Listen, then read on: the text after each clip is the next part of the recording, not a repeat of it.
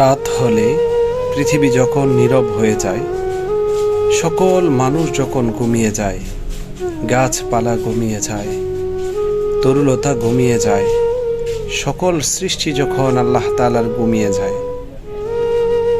তখন নিজের মনকে প্রশ্ন করুন তো, কতটুকু রবের প্রিয় হতে পেরেছি, কতটুকু আল্লাহ তাআলার সান্নিধ্যে যেতে পেরেছি।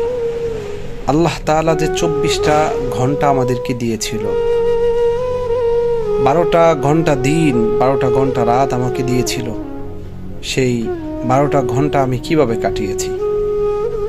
আমি কি আল্লাহ তাআলার হুকুম মতো কাটিয়েছি, নাকি আল্লাহ তাআলার সাথে নাফরমানি করে কাটিয়েছি? যদি তাই হয় যে আমি আল্লাহ তাআলার সাথে নাফরমানি করে কাটিয়েছি, তাহলে এখনই সিজদায় পড়ে যান আর আল্লাহ তাআলার কাছে বলতে থাকুন যে আল্লাহ, আপনার দেওয়া সময় আমি নষ্ট করেছি, আপনি আমাকে ক্ষমা করুন।